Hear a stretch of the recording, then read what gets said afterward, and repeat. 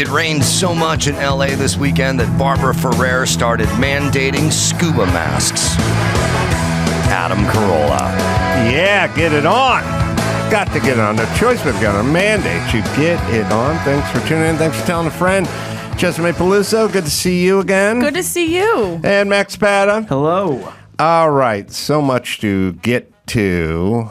I went to Jimmy Kimmel's 20th anniversary party where everyone who'd worked on the show over the last 20 years, whether they were liked or not, were invited to this huge event, which was amazing because Jimmy doesn't fuck around with his parties. He has all the best food. He has all the best people. Everything is the best.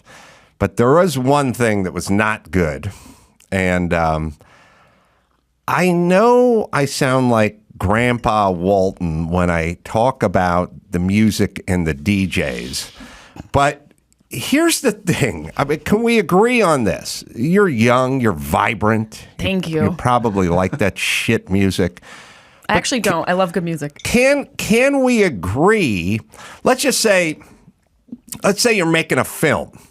And there's a part of the film that's inspirational and uplifting, and Rocky's got to the top of the staircase and he's shadowboxing and dancing around. That's a kind of music.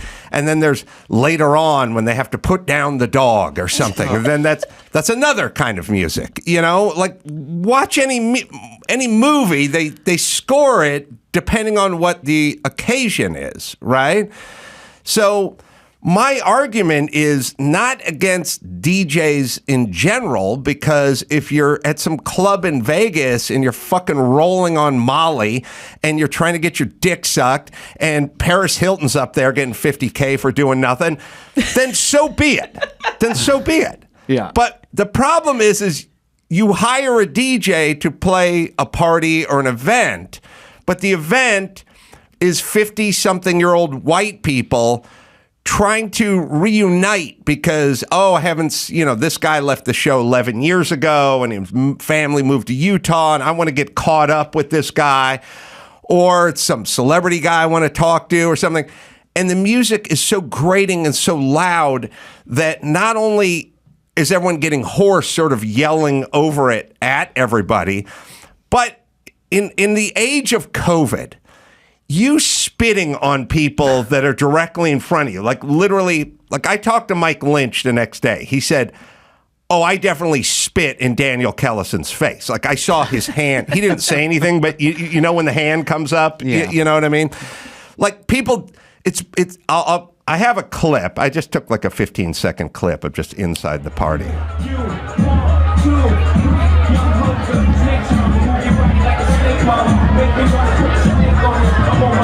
Now, I don't like this music, but that's not my point. My point is, could we put on some appropriate jazz or anything so that the 500 people who've not seen each other over the last 20 years in and out, I mean, there were guys like Ben Stein, Big Tad, guys I hadn't seen in like a million years, and I wanted to like get caught up with them, but I couldn't because, and then there's the people been drinking, people been eating, so they're handing out chicken burritos and people are having cocktails, and now you're spitting this plume of half-chewed food and booze in people's face. And I can, I'm talking to Bobcat Goldthwait. I can smell him. I know he smells me because we're having to scream at each other. It's 500 people. Nobody's dancing.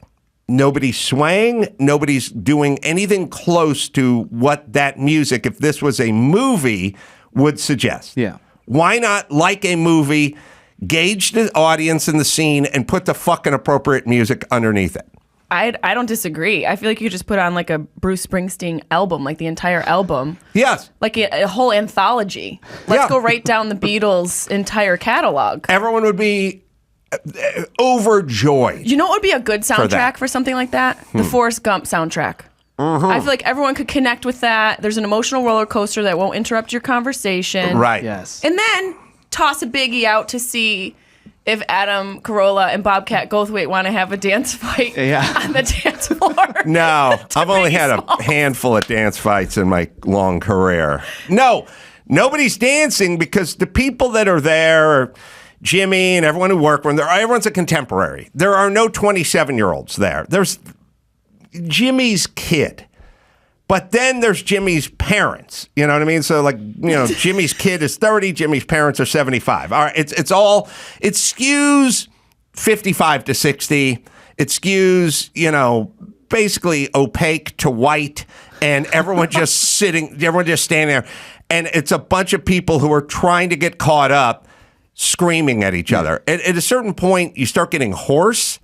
And then at some point, people start breaking off and standing outside. Be like, let's just go stand by the bathroom so we can functionally communicate. Yeah, it's also not very mindful to play music that could induce health problems with people who are a little bit older. It's giving CPR, it's giving ambulance. Jimmy's mom, I had to scream at her. She brought up me giving her eulogy over Jimmy, I think, which is something I probably said at the Christmas party. But I'm just having to scream it at her, and poor old Joan is screaming it back at me, and there's spittle everywhere, and it's just weird. It's a little intrusive, like you're smelling the person's breath, and totally unnecessary. And it is like one or two people. Samantha Ronson, I think, was the DJ. I was informed later.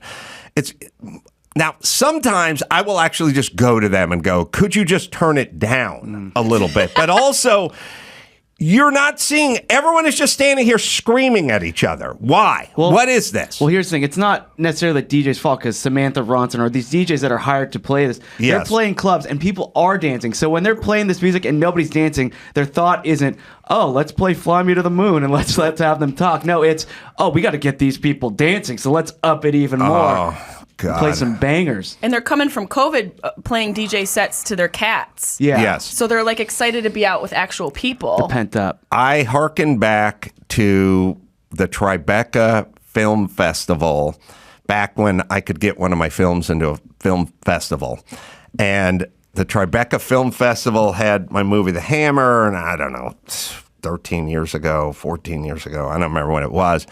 And everyone after the screening at the Tribeca whatever theater ended up for the after party down in the hotel, whatever restaurant down there. And everyone's sitting at tables, and this guy's pumping the jams, and everyone's having to scream across the table and getting hoarse.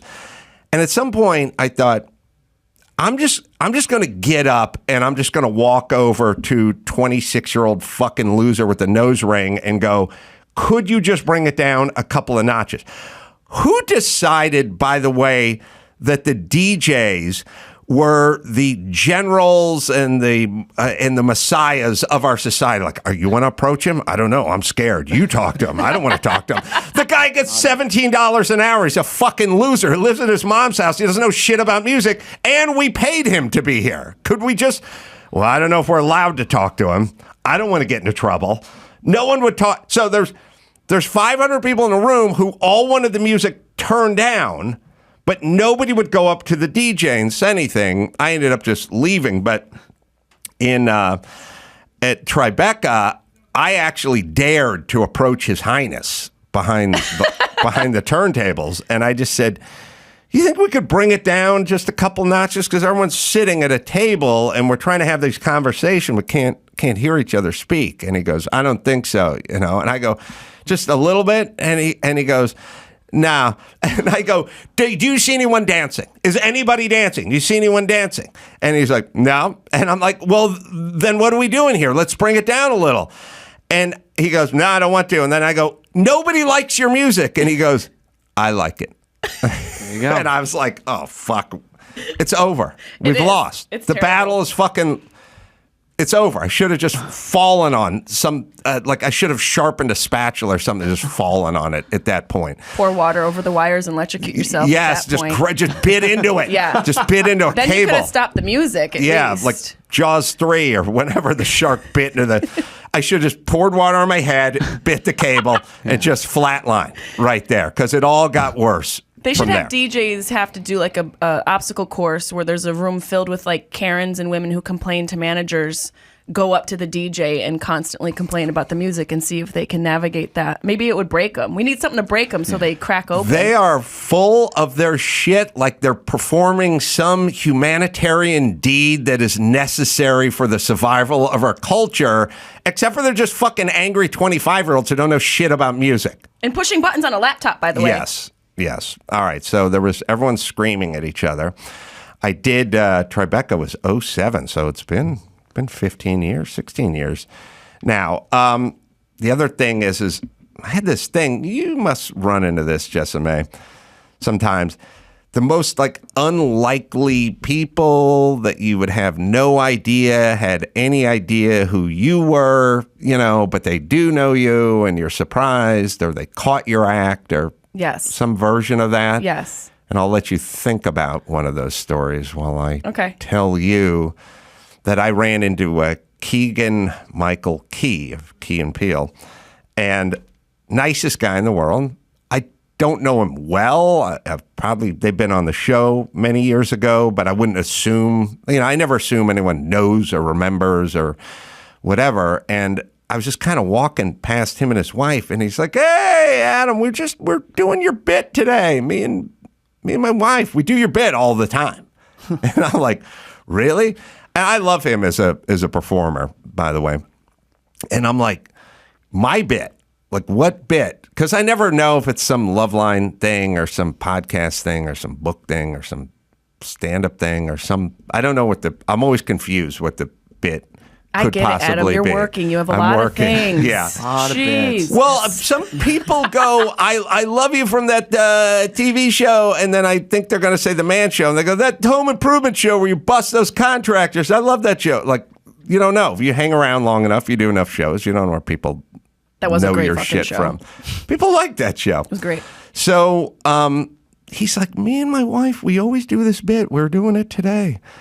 And it was a bit that I never do, but I guess he was in the audience at the Comedy Store or something when I did it, which is a sort of, without doing the whole bit, it was essentially dick pics, and I don't get dick pics, and my dick's not worthy of a pic, and there's nothing special about my dick. It doesn't have a dog leg in it, or it doesn't have the veins in it like Wolverine's neck or anything. It's just blue. It's just basic dick. And the sort of joke is it'd be like taking a picture of my dick would be like walking down the street and stopping going, holy shit, is that a Camry?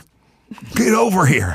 Whoa, it's got a cloth interior and only 97,000 miles on it. What's that, 02, 03? Like I deemed it okay or something, but not good enough to do that much. I don't really do the bit, but somehow it meant something to them as a couple, which I was very flattered by. And they repeat it, I guess, as a metaphor when something that should be everyone's trying to make a big deal of, but it's really nothing. Go, oh, look at that beige Camry or something. And then they have their insider laugh. I was supremely flattered. Especially that it's a joke you're not really using anymore. It's not even, but this is what I thought was interesting, which is I have labeled that joke a 5.5 or a 6. Not a personal favorite, and stop doing it and don't ever do it anymore. But to them, they thought it was really clever and interesting, which is to say, who knows? Because there may be other stuff that I thought was clever and interesting that was not so much to them. It's like when girls are rated like an LA 5 and a 5.6, but they're really a 10. Your joke was a 10 to him. It was a LA 10 yeah. to him and his wife, who I guess writes with him and does bits. So that was good. On a sad note, I got a Lyft driver to take me there in a minivan. Was a very diminutive Chinese woman who physically couldn't operate a motor vehicle. Like literally was having trouble going in a straight line. Like first we missed the ramp by my house. Then we turned around to go hit it again. And then she missed it a second time. And literally when we were going down the freeway, people were passing us on each side at, going 40 miles an hour faster than we were. And she was like drifting in and out. And then we got off and we missed another ramp. Like it was like a 21 minute, like Waze said 21 minutes. It was 45 minutes just because she couldn't drive. And then at some point she said, after she kept missing ramps and turning around and stuff, and she was flustered, she said, I've only been driving with Lyft for 3 weeks. And I said, yeah, but you've been driving before that, right? Yeah. Like now you're employed by Lyft, but you've been operating. You're a 57-year-old woman. You've lived in LA for 30 years. You've been driving, right? And she goes, yeah, I've been driving for 25 years. I go, well, let's just focus on that aspect of it, not so much I worked for Lyft starting on my 57th birthday. Let's talk about you getting your permit at 17. So this, and I think not being able to drive, you just take it to the grave. Yeah. Right? You're just a bad driver. You don't, like, if somebody said, oh yeah, I was super shitty at calligraphy 28 years ago, but I do it every day, you would expect some improvement in calligraphy, right? Like you'd be like, now I can do wedding invitations or something. But what if you were horrible at calligraphy when you were 19 and now you're 57 and you're still she's a horrible driver? That's it. We're just going through our entire life as a horrible driver in LA. And Lyft is employing her. Is there like a process to prove you know how to drive somewhat? Because LA is a tough city to drive in. Everyone is on their phones. There's 14-year-olds behind cars on their phones with friends in the cars on their phones. It's intense. I think it's a little self-selecting because if you're driving for Uber, Lyft, and you're in your 50s, it means you have no discernible ability in any other facet of life that's where you could be employable. Or you just got out of jail. Same thing. Yeah. Like there is, look, I don't want to besmirch the hardworking men and women, but if let's just forget about you. If my son was driving for Lyft when he was 53, I would sit and consider what went wrong. What happened? Why would he be? If anyone who has a kid who has a 15-year-old or a 9-year-old or 21-year-old, and you go, when this guy's in his 50s, he's going to be driving for Lyft and Uber. Like, you'd be a little disappointed / concerned. Was there a drug issue? What happened? An industrial accident? Like, what is preventing this person from achieving being something gainfully employed in some other realm? Could it also be you just want to get the fuck away from your wife or husband for 12 hours a day? I could see being happier in a car than I would be in a house with somebody who's bitter and unappreciative. I'm going to go drive for Lyft. I'm going to keep that as an option, actually, for when I get married. So I don't think these people are particularly skilled at things, and it definitely translates into driving because they're not very good at driving, but they're not mechanical engineers either. Like, I feel like you can take a kind of a skill and the mindset and just sort of apply it to things. Like Navy SEALs are probably good drivers because they're like focused and they have discipline and, they're probably just better at that. Not because they're drivers, just because they have another discipline, another realm of life to achieve in. Yeah. So you have the worst driving people in one of the worst driving cities picking me up and having no idea how to get to this party. Well, Did you see? Oh, I'm sorry. Oh, what are you doing getting the Lyft XL, getting dropped off in a minivan? I mean, you just upgrade, get the black SUV. You got a guy in a suit who picks you up.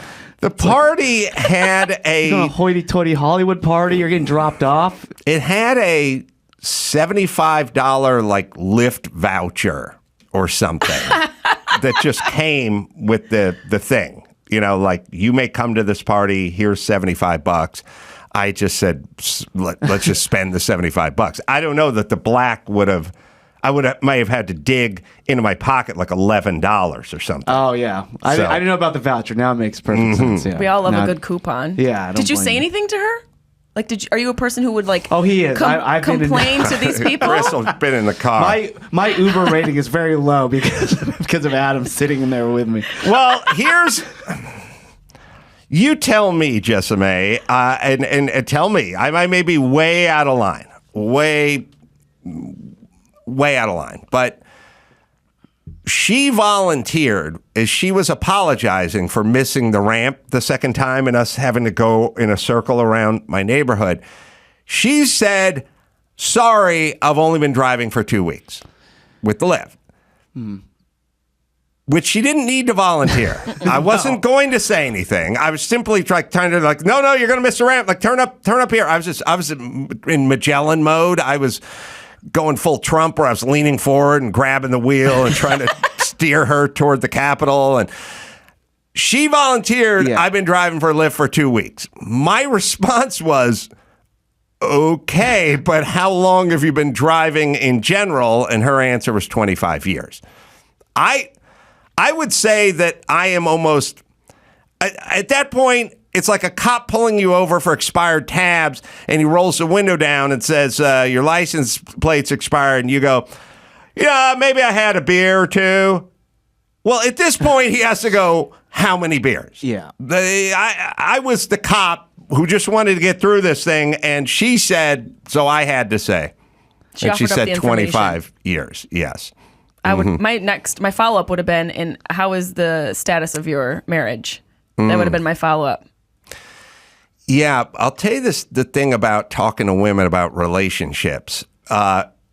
It can go from, lighthearted banter to a heap of tears in 0 to 60 in like 4.2 seconds. Like, women can open up and fall apart fast.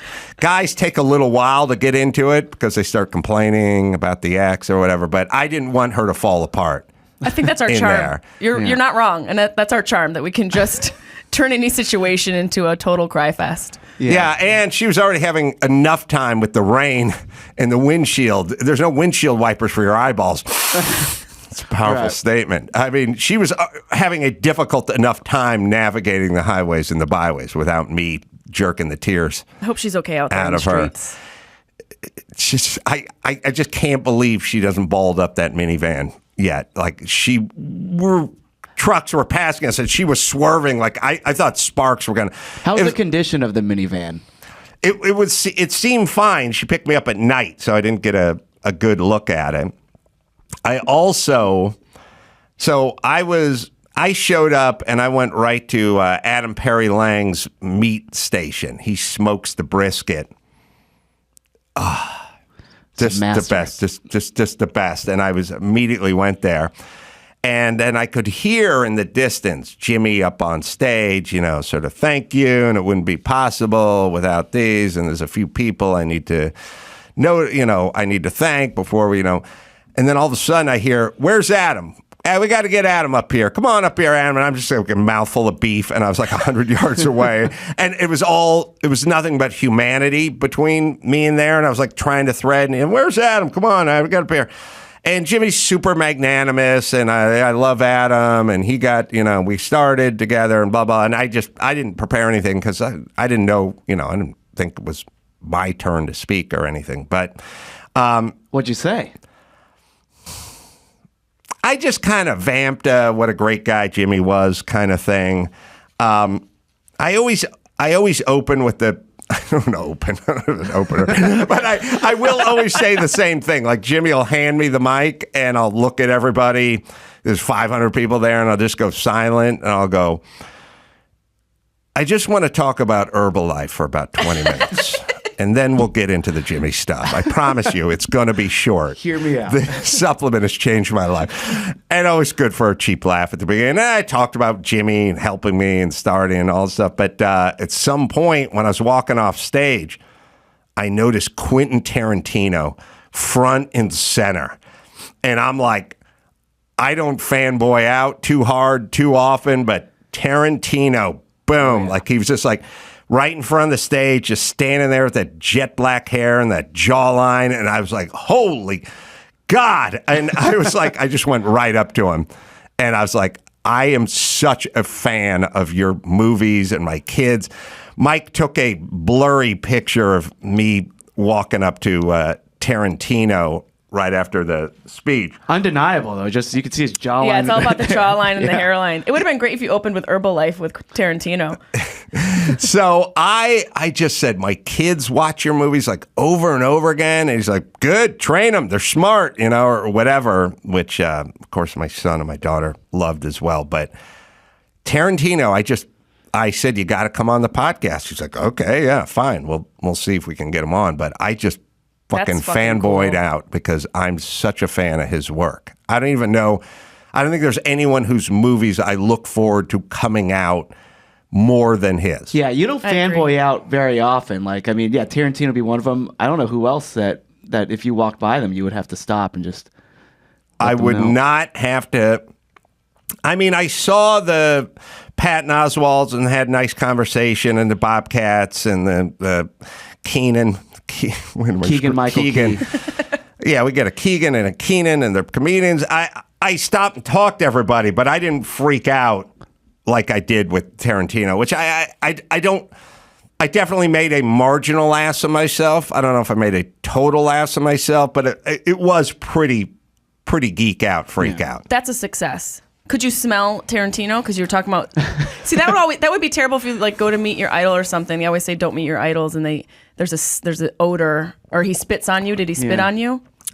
Well, I talked to him before the music started pumping. That was still me just leaving the stage and Jimmy talking a little more. So all we had to do is tune out Jimmy and whatever nonsense word salad he was shitting out this particular Saturday and really focus on each other. But we didn't have to compete with the beat. Yeah. All right, let me hit Simply Safe here. Property crimes like burglaries. Well, they're going up. People showing up. I think they call them porch pirates. Make a second New Year's resolution this year for greater peace of mind and safety with Simply Safe. We all use Simply Safe here. Peel and stick. Batteries last up to 10 years. Very ergonomic. Named Best Home Security System of 2022. Says U.S. News and World Report 3 years in a row, by the way. 24/7 professional monitoring costs under $1 a day. Less than half the price of traditional security systems. Simply Safe. They have an app. Arm or disarm. Unlock for a guest. Access cameras or adjust system settings anytime, anywhere.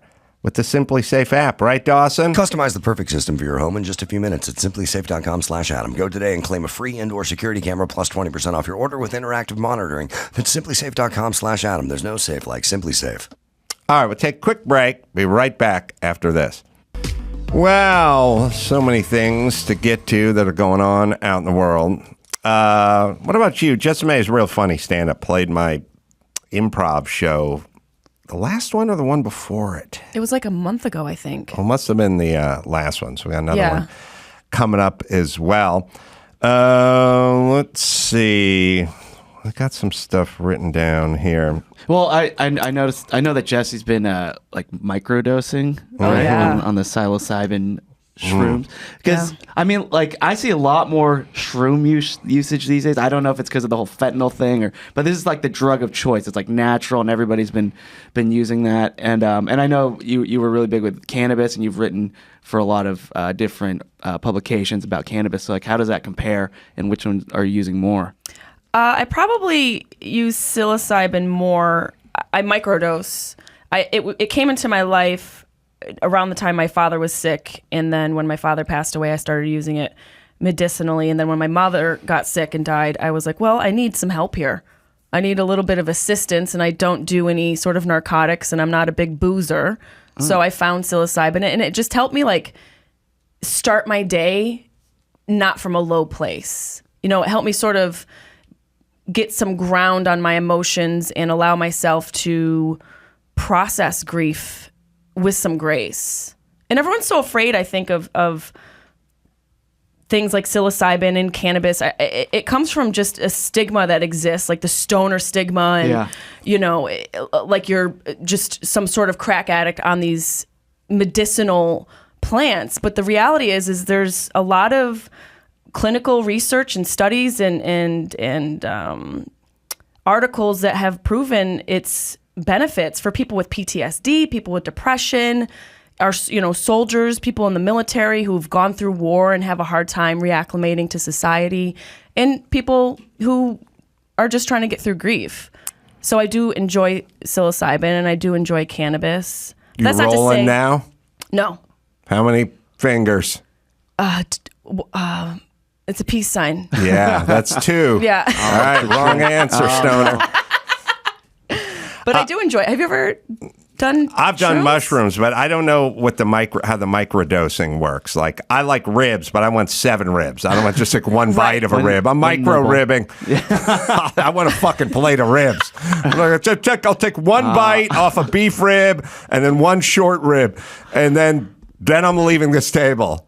It is hard to have. You have to have that willpower. What else do you microdose, right? Like, I don't microdose popcorn, ribs, masturbation. I'm trying to think of what you don't microdose. Actually, microdose, that's the only thing in my life that I microdose as well. Like, everything else I consume. I think there's a version. I think a lot of comedians will have a cocktail, like one cocktail, and then go out on stage, and that's sort of a microdose. Like, you're not drunk, but you just kind of knock the edge off a little. Yeah. Like, I'll know.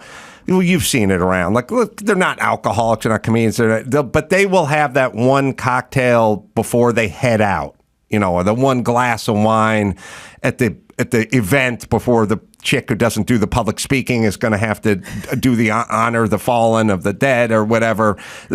There's sort of a booze microdose, I guess. But then here's a bigger question, which is something I kind of worry about. But you tell me. And I guess if you're doing it to deal with a specific incident, like grief, like the loss of a parent or child or pet or something, that's definitely a thing. But I do have a theory, and the theory is sort of like, when I was young, nobody was fat. But nobody talked about dieting or exercise or anything. It just was. You just got out, you moved around, and you didn't really talk about it or even think about it or obsess about it or try to do like a life hack where there is a grain you can eat that's not a carb per se, and it's good for pizza dough. There was none of it. You wanted pizza, you had pizza, but nobody was fat. And I do kind of tend to find that the people that are constantly obsessing about the food and talking about, I found a food hack and a low carb and a supplement and a thing, they're always 20 pounds heavier than everybody. Like, you're almost better just being ignorant or just blissful or just sort of going through your life. Like, like I got a teenage son. He's not fat. He doesn't really think about what he eats. He just goes about it. And I found personally that the more I tend to think about something and work a diet out and plan this out, Sunday's a cheat day. Every day was a cheat day and no days were cheat days when I was a kid. There wasn't a thing as a cheat day. What were we cheating from? But yet nobody was fat. So I wonder if there's a psychological version of that where like people are constantly talking about their well-being and their space and how they're feeling right now. And I'm dealing with this thing and I'm wrestling with this subject. And I come from a family of grievers. So I have anxiety about grieving and I need to go to a space where I can clear but you're all miserable. Just like you're all fat because you're planning out your low-carb diet. Like maybe the fix is turn the page. Yeah. Maybe the fix is not focus on my mental condition or my caloric condition all the time. Maybe the fix is fucking get out there and just get busy. Yeah, just move. I totally agree. I think there can be negative echo chambers of health as well. Because it's like you could go online and Google kale and there's negative articles about kale and how kale's poisonous or, you never know what is healthy and the next day it's not. I totally agree. Yeah. I think we just need to put our phones down and go for a walk, go for a hike and chill the fuck out. I think we overthink everything. Yes, and I hear people talking about I need to go on this retreat so I can get my head straight, so I can focus or you can just focus here. You don't have to go to Carmel and sit in a yurt and burn sage. You could just fucking get your shit together. For sure. In Venice. You could just do that right in Venice. Yes. Well, it was like, the ayahuasca thing. Like, people are like, I want to find my center, so I'm going to go to Peru. It's like, you just go for a swim. Right. You just go for a swim or a jog. Do you have to go to another country? And I think people do need that, though. They need these tricks, or I say tricks, but like just various ways. Like, I've seen people who've done the ayahuasca trip and they came back a totally different person. And it's like, yeah, maybe I don't know if they could have summoned that from within on their own, or if they need that sort of ceremony. That's kind of the part that I worry about when you hear about everyone handing out the serotonin reuptake inhibitors because we got, this guy's got ADD and this person's got depression. And we're like, do you really want to outsource it? Like, do you really want your happiness, your well-being, your peace of mind to be at some place in Peru? Like, or at the pharmacy on the corner? Like, how much outsourcing do you want to do for your own sort of stability and peace of mind? I think it's a slippery slope when you start getting outside of you to see who's in control, or putting somebody else in control of your sort of well-being. I agree with that. I will say, I think in the society we live in, especially in LA, in our industry, it's chaotic and there's so much going on and people have so much more responsibilities. And even with the advent of social media, we're inundated constantly with information and stimuli and marketing, and just you're constantly being bombarded. Your senses are overloaded. So I think I agree, going on the outside to go inward seems like a long path to the source, which is within you. But I will say, with talking with friends who are avid ayahuasca trippers and people who enjoy psilocybin, that it draws you in. It brings you to yourself. It allows you to clear out the cloud of society and the environment you live in. If you live in a busy city like LA, it allows all that to sort of clear so you can have some sort of semblance of who you are and get back to what the issue is. And the issue is always you. You're always the problem. Yeah, I would just say go swim in the ocean and go take a freakishly long hike with no iPhone. And we'll start there. And then if you're still not right after 6 weeks, then we'll start seeing, and we'll see what you can ingest. Then the Carolla show will send you to Peru. That's right. We'll do the ayahuasca. Also, some clarity or a correction, because people have been tweeting me. Hitler had Wolf's Lair, which I guess we should have known by the name is a bunker. And I was confusing Wolf's Lair for Eagle's Nest, which is up in the Alps. So Hitler had a few vacation spots. Wow. He had a place sounded badass. Had a place in Maui. No, he had the Wolf's Lair, which is some fortified bunker. And then he had the Eagle's Nest, which I confused with the Wolf's Lair. But I also have another reason why it was confusing. When I lived, we're seeing a picture of the Wolf's Lair, which is a bunker. But the Eagle's Nest is really what I was trying to conjure in my mind, which is up in the hills of the Alps of Bavaria, which is quite majestic. Nice view. I think they filmed the Ricola commercials there. Ricola. Yeah. So I confused the animal, the eagle, for the wolf, but I should have known, because wolves have a lair and eagles would be up.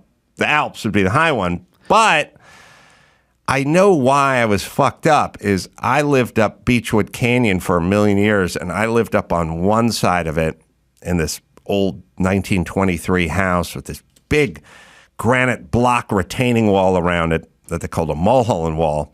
And it was beautiful. And I loved architecture. I loved old architecture. And I loved my home. It was French Normandy was the architecture.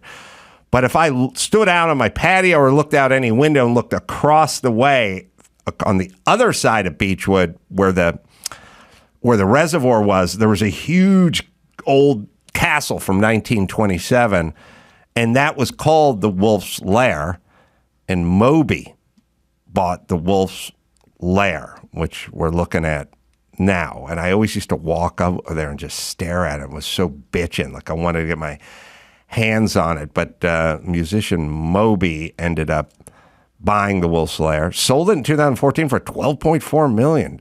Jeez. So now you just go, Wolf's Lair. Well, that's a controversial title to give your name because Hitler's bunker was the Wolf's Lair. But this is built in 27 and Hitler's was built in 41. So you're grandfathered in. Copycat. With the name. I guess you can't be original when you're that hateful of a dictator. Yeah. Yeah, and I don't know if it's too late to bring some sort of copyright infringement. I think we should. Well, cease and desist for Mr. Hitler. Yeah, like that was trademarked in 1927, Fuhrer. But the Wolf's Lair is the big castle on top of Lake Hollywood or on top of Hollywood Land where Moby lived for a while. Is that you in your Uber van on the right? Is that you and the lady in the van? It's just a stock picture.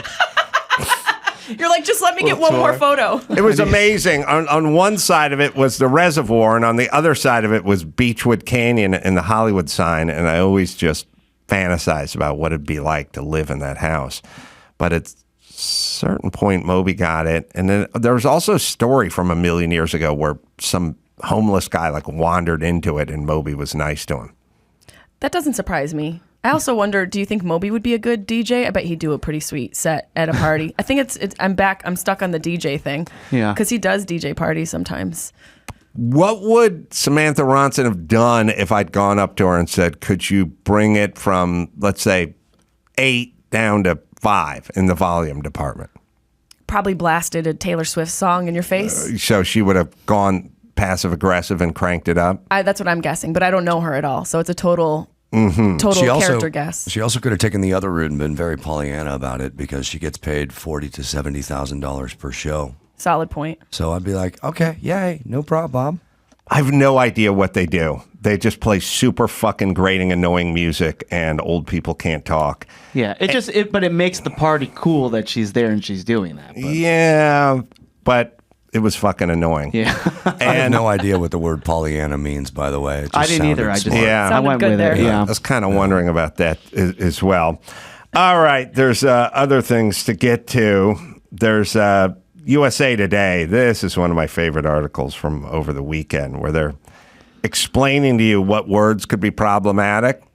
But I always like the part where the colossal sanctimonious douchebag who's explaining to you what words are problematic anointed himself the arbiter of language. Like, if you're talking to a Hawaiian guy, it might be okay for you to say aloha if you're on the island, but if you're at a Hawaiian food truck, I don't think it would be problematic. Like, fuck you, 27-year-old douchebag. What the fuck do you know? And why are we listening to you? They're like homeless advocates. Like, let me tell you how the homeless. How do you know how the homeless works? How do you know how language works? How do you know that the fucking Samoan guy might get offended or not offended? I love that in 2023, you're going to sit down and explain to everyone in America. Look, you could say taco, but you couldn't say soft taco. But if you said soft taco and you're talking to your maid and she was Hispanic, that might be okay. But you couldn't say hola unless she said hola. It's like, fuck off. Yeah, like, can you finish ringing up my groceries here at Trader Joe's and shut the fuck up? Here's an article. USA Today warns against using culturally sensitive words like aloha, Hola, shalom.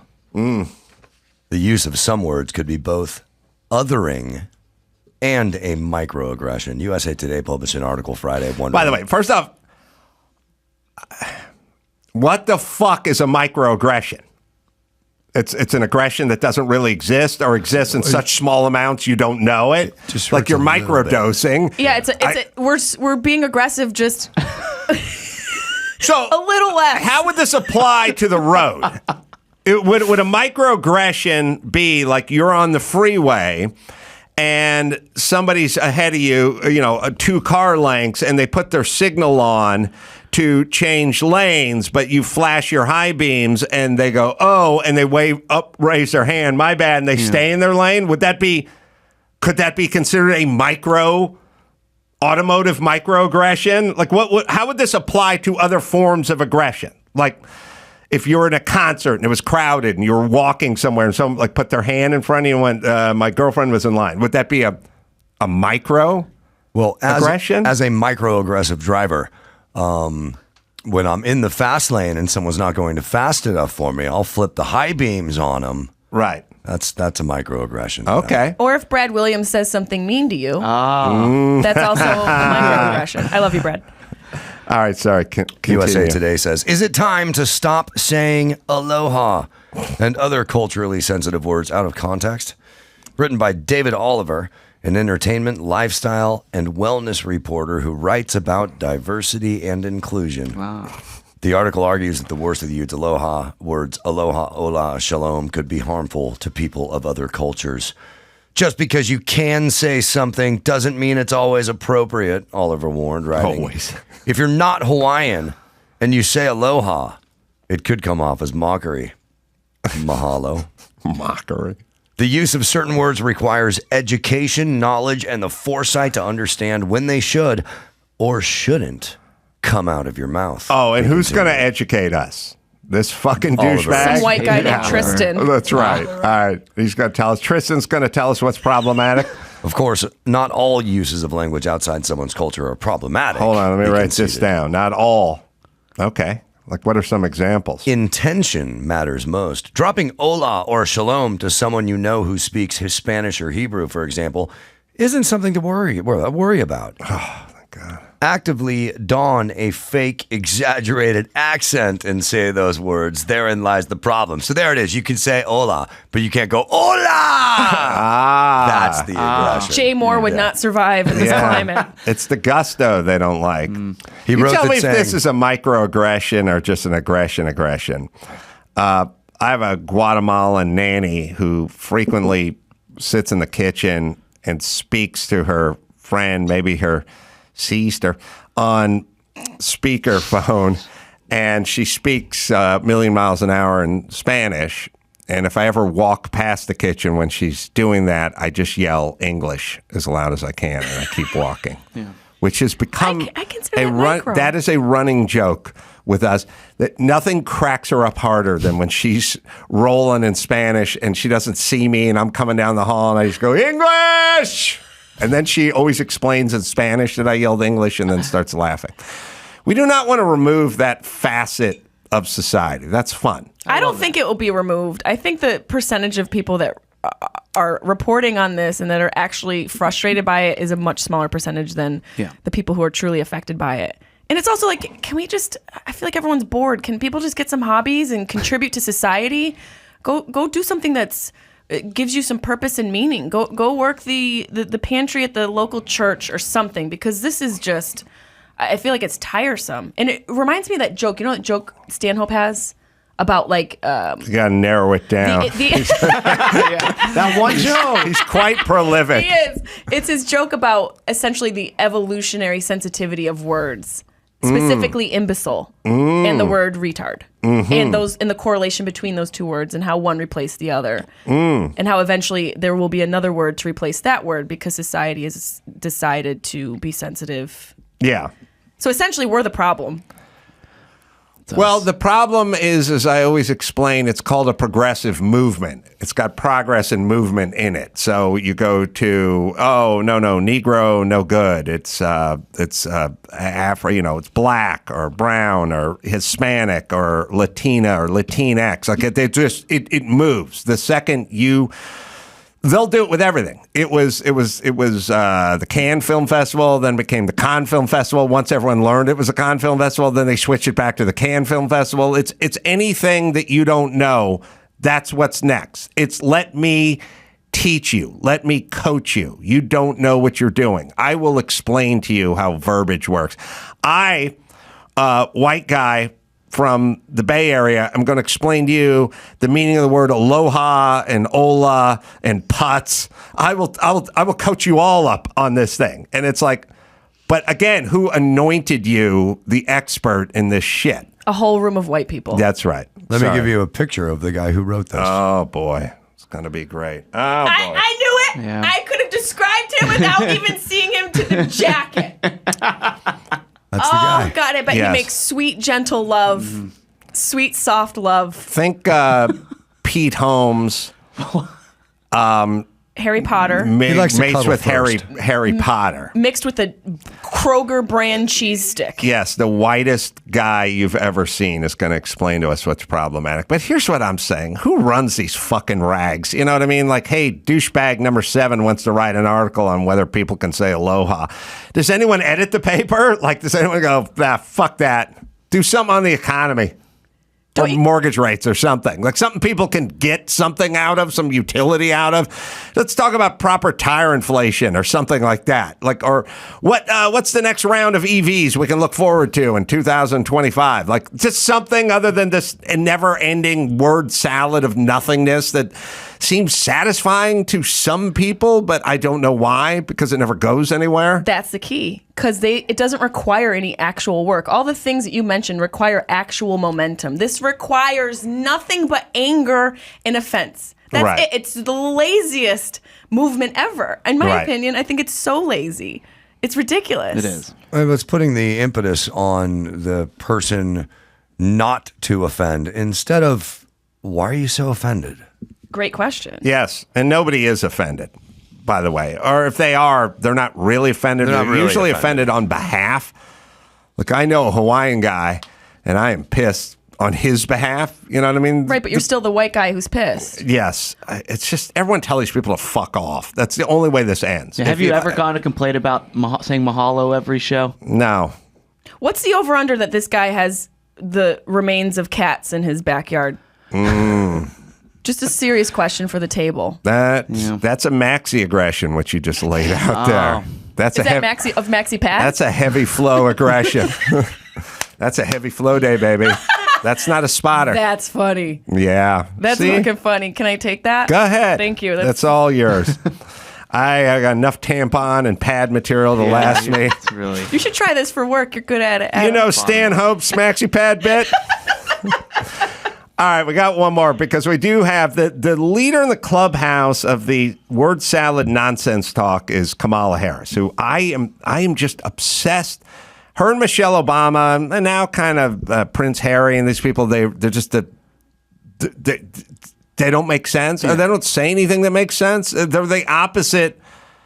They're the opposite of a football coach. Like a football coach, there's old pictures, old footage of like Vince Lombardi. And he's like stands in front of a chalkboard and he goes, we got a 22 trap. Guard pulls, we get a seal here. Center kicks out, we get a seal here. Hand it to the halfback. He goes up the gut. Like that's what that is. And then this would be like if Vince Lombardi was standing in front of the chalkboard going, I feel like... I don't know. How do you guys feel? I don't know how I feel. I feel like the guard needs a place at the table because he needs to talk about, what he if we knew ourselves and we looked at our own light and we could be seen in our own light, like it is the opposite of whatever a general and a football coach does. It's nothing salad. The saddest fucking testimonial ever about this country is they can't print Prince Harry's books fast enough. Like the biggest seller of book units in the last 5 years is Michelle Obama and Prince Harry, the two zero circle talking pablum chiefs of nothing. You learn nothing. You're slightly more agitated about the state of this country and race relations, and that's about it. This is the two best-selling books in the last 5 years. What does that say about our country? Like the best-selling books used to be Abraham Lincoln or, World War II or whatever the fuck it is. Now it's just a bunch of idiots talking about their feelings. I wish Megan would write a book on how she got a dude to leave the parliament for her. That's what I want to know. That's some sweet punani. At the University of Michigan, do we have this? I don't know if it's the one I saw, Yeah, but they're all the same. It one. must be because I saw it. Here she is. I think of this moment as a moment that is about great momentum, inspired by, yes, optimism, inspired by a crisis, no doubt, but inspired by also our collective ability to see what can be unburdened by what has been. And that's critically important. She doesn't know what the fuck she's talking about. By the way, that's me when I don't microdose on edibles. Oh, yeah. That's just me to my dogs. Like, specifically it's like that sketch from In Living Color. Yes. The jail, the intelligent jail mumble. That's exactly what I was thinking. That old Stanhope sketch. No, it was. You don't know what I'm talking about. No, it was Keenan. It was Keenan Ivory Wayne. We got Keegan, we got Keenan, we got another Keenan. It was one of the Waynes. Yes. And he was doing essentially what Mike Tyson does. You know what I mean? Like when he's saying indubitably and stuff like that. And I punched him in his equilibrium and stuff like that. Like he's doing jailhouse poet, entered with a 4th grade education, read every book, now has all these words in his head, but can't really string them together. It was a funny bit. We can find it somewhere, but I was thinking that exactly when you were saying that. That's what it sounds like to me. It just sounds like someone, it literally is me when I'm way too high trying to have a conversation with someone and nothing goes anywhere. She speaks the way I used to write book reports. I had like a word quotient. Right. And I just had to fill up a paper. I want to hear it. You just take all your word of the days by the end of the week. I want to hear it again, Ben. Toss them in. I got to hear it one more time. So now this is the way we're rolling. People that have a bunch of words cannot form thoughts, talking, and listen. It is time for the rest of us to stand up. Yeah. You sitting next to her and nodding and knowing agreement. It's not helping. No. Someone needs to go, hey, bitch. What the fuck did you say? Have you heard of a 3x5 card? Like, get your shit together before you come out and waste everyone's time. I don't even know what that was. Get someone in your ear. Right. Treat this like a reality TV show. This is Survivor. Right. That's right. Tell us the rules. Here's how it would work. I would be in her ear. You would be Kamala Harris. The moderator, would ask you about climate change. And this is what it would sound like. I think of this. Wait a minute. We're doing role playing here. We're doing role play. Go ahead. You be Kamala Harris. I got to do her crazy laugh, though. I'll be in her ear. Yeah, so you have questions about climate change. Wrap it. Wrap. Undeniably, I am emotionally affected by the exuberance Bring it home. of the categorical destruction of the country. Speaking of wraps, we got a turkey wrap for lunch. Undeniably here for. Okay, bring it home. And time, when I think of time is a thing that has to do with time. Wrap it. And from time to time, we get lost in Bring it home. And sometimes we need to Bert, realize... is the fucking battery dead in the goddamn IFB? Did you see her talk about time? Her talking about time. I was like Cyndi Lauper. Fucking sit down. All right, one more time, speaking of time. I think of this moment as a moment that is about great momentum. Oh, my God. Inspired by, optimism, inspired by a crisis, no doubt.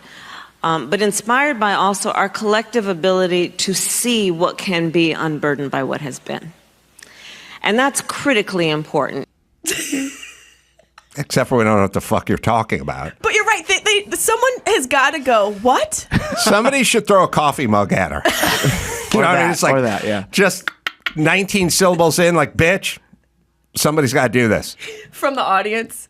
No, then one of the moderators. Okay, yeah. That'd be much more appropriate. The audience could throw a water bottle or a folding chair or like something, just something. I think it's a great point. I think if we're going to have all these other microaggressions in the world, why not stand up to whatever that was? Yeah, that was a micro or maxi aggression against anybody who thinks and has words and thoughts that they can put together into the form of a coherent sentence. That was an attack on all that graduated the 9th grade and have a higher than 90 IQ. Like that soft lovemaking sunglassed dude in the pea coat should write an article about why it's not okay as a president or a vice president or anybody in politics. You should get up on a pedestal, have a pedestal, and speak like that. Well, it's the opposite of policy.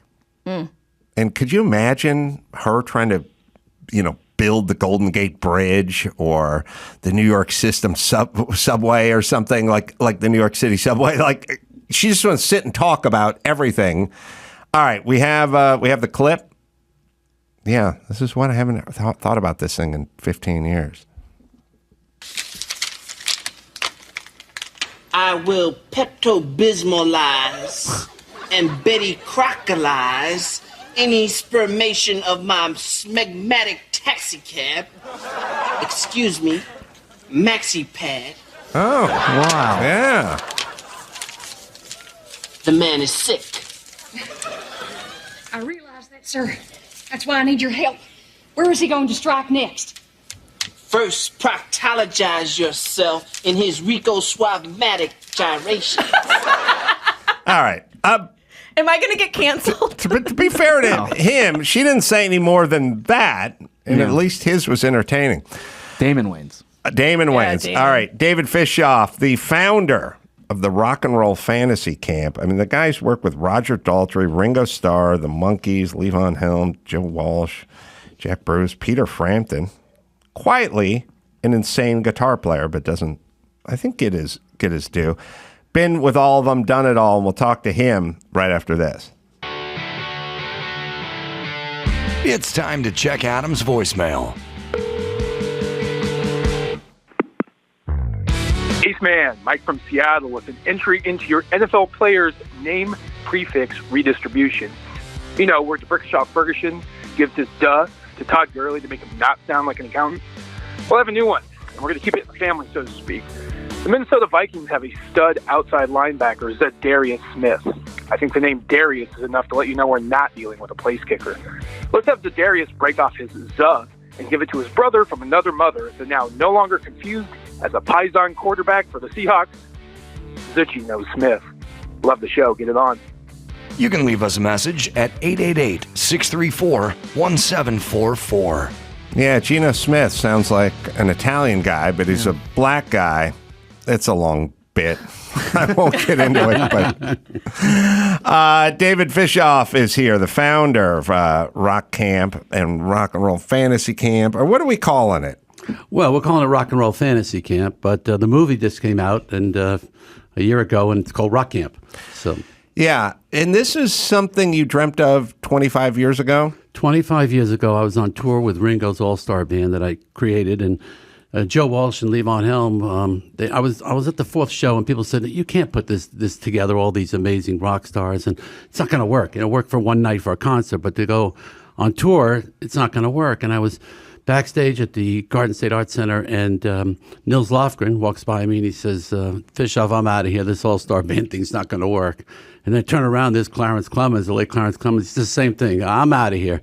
And I had mortgaged my home in New York, so I saw my house going right down the river. And I said, "Oh, this thing's going to implode."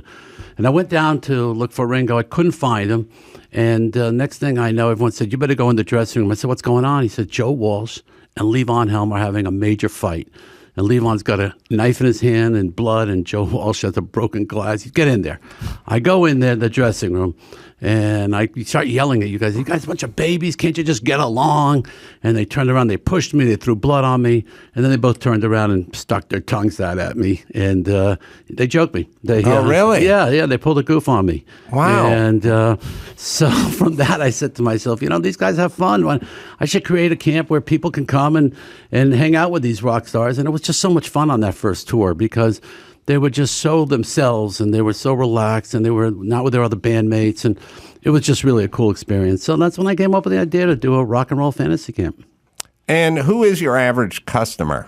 I would say a 40, 50, 60-year-old guy and a girl, and who had a high school band and had to take couldn't take that risk and took a regular job. But deep inside, they're a musician. They're feeling it. And I think Joe Perry said it best at camp, the last camp he was at. He turned to a guy and he said, "Hey, what do you do for a living?" The guy says, "I'm a lawyer, and then on weekends I play guitar in my band." And he says, "You're full of shit." He says, "You're a guitarist first."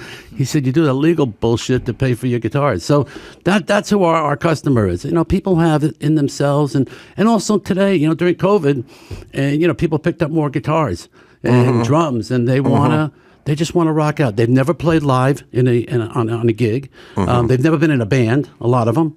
and they come there for 4 days, and next thing you're doing, you're playing live at the Whiskey A Go Go or the Viper Room, and you're playing live, and you're recording a song, and we really put them through a boot camp. Are there rules like you got to write a song, or if you're hooked up with Roger Daltrey, can you do a Who song? Like how? There's no rules. There's no rock rules. camp. Yeah, Homer Simpson told me that when he did the Simpsons. No rules.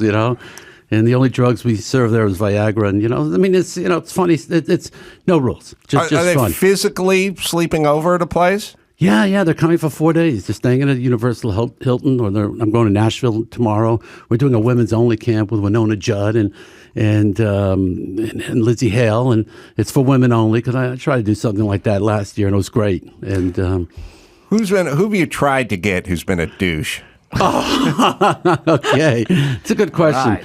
Well, a lot of them that have turned me down, but most of them say yes. And David Crosby was probably the biggest douche I ever had. He came and he promised to jam with everybody. So I'll just look at them and examine them and see their songs and let them play my song, and I'll critique them. But he was hard. He was hard.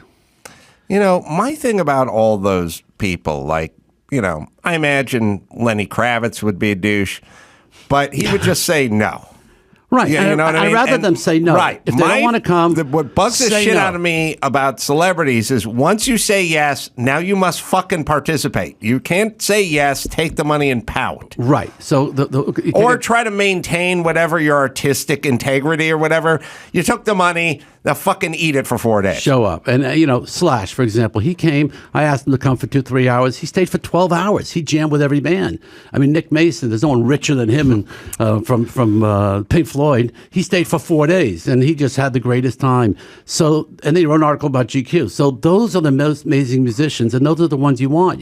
Jerry Cantrell, he'll sit and have lunch with everybody, and he gives them himself.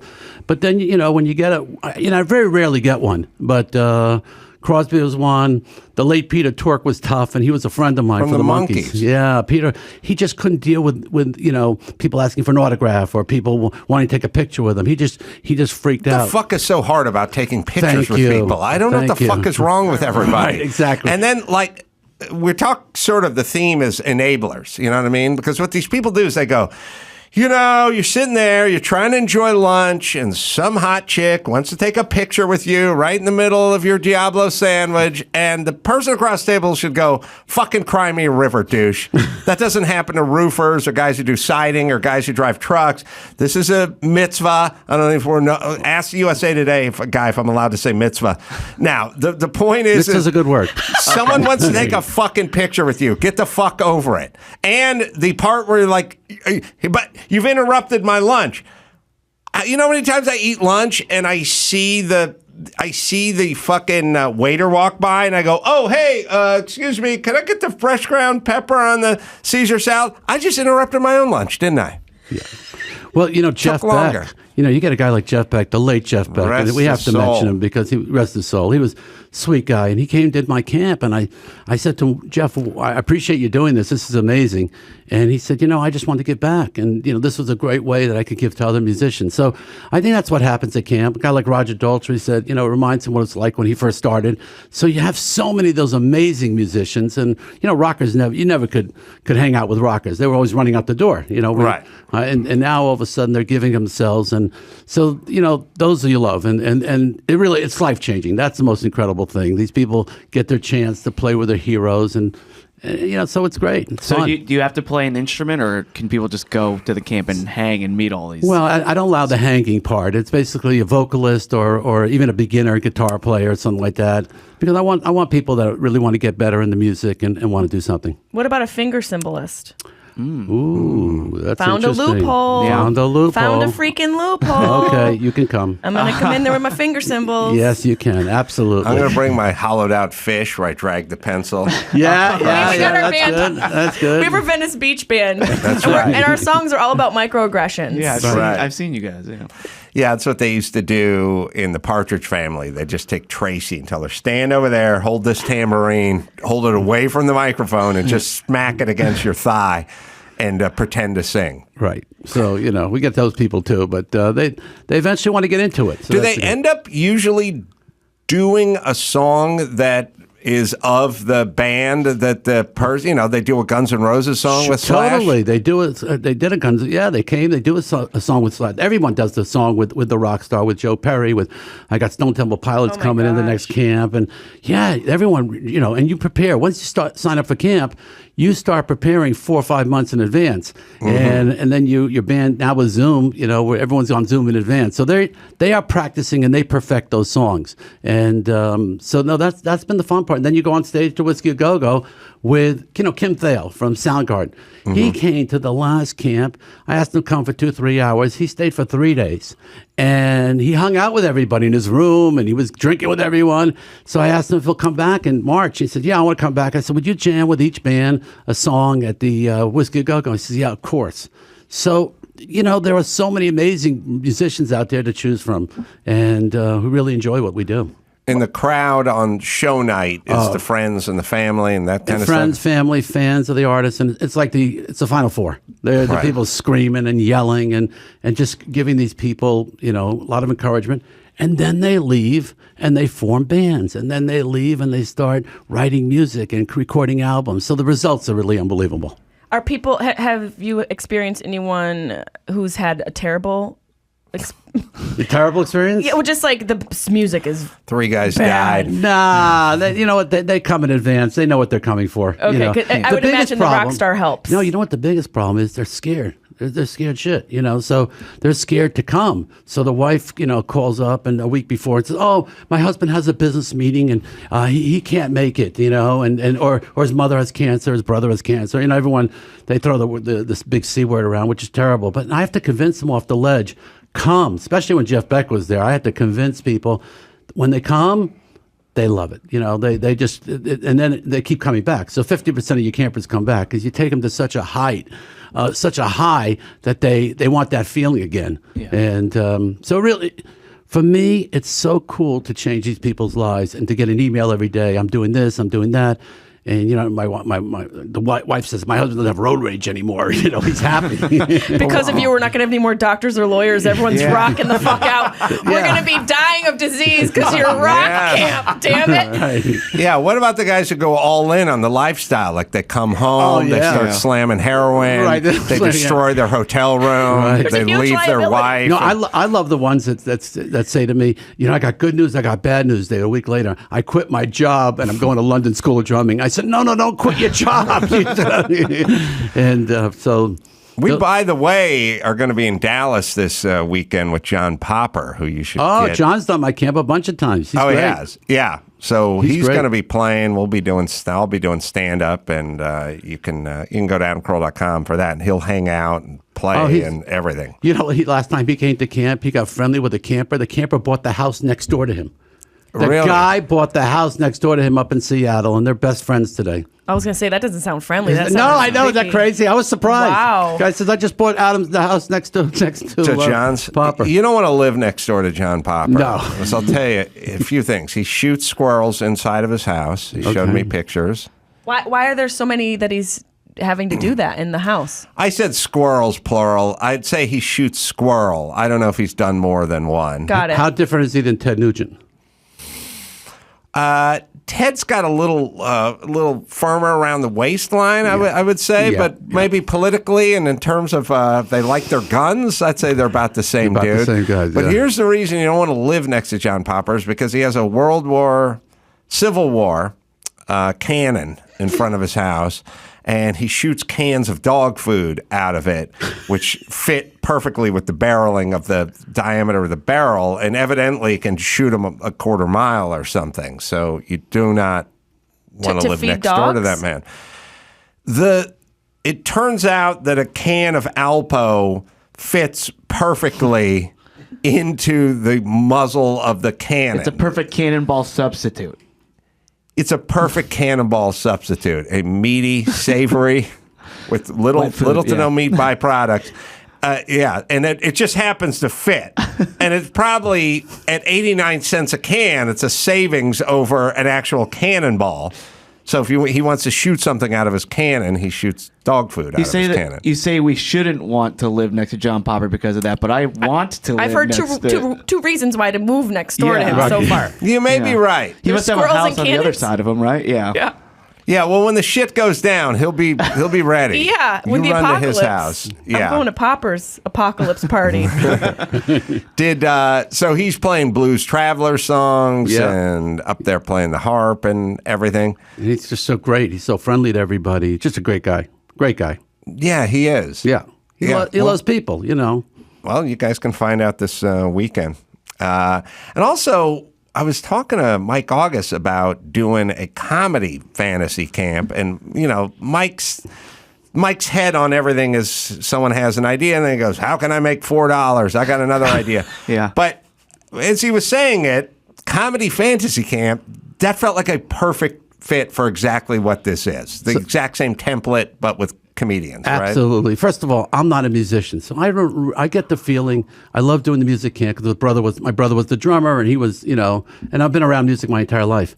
But I started in the Catskills. I booked Freddie Roman, Henny Youngman. I was booking all those Jeannie Reynolds, all those comics up there, and my life I wanted to be a comic. So when Mike proposed to me, why don't we do I thought that was a great idea. We're going to do a comedy fantasy camp, and I think it's an awesome experience. We'll give the people the same thing. We'll give them stand up, TV writing. Everybody wants a writing, and everyone has an idea in them. Everyone has a routine in them. You do it professionally, but there's so many people who just have ideas, and I think we're going to be able to open up a lot of these people's hearts and souls and really show, give them the ability, because anyone can go to a stand-up club and stand up and what's it called? Walk on every night. So yeah.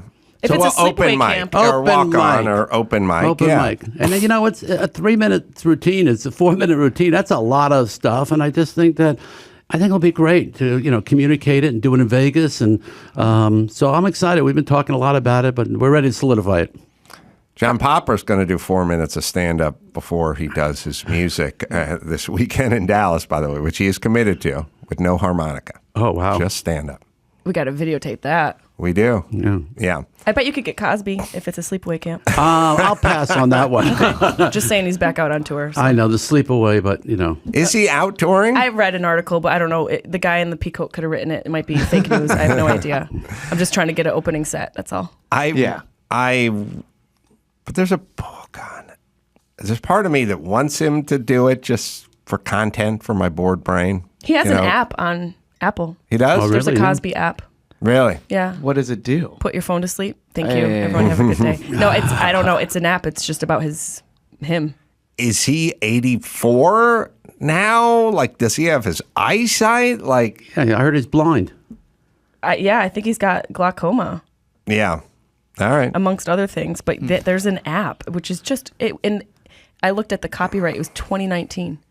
So he's 85 years young, Bill Cosby, and people, some of you who are younger, do not realize that he was not simply a famous comedian. He was America's father. Like, he literally.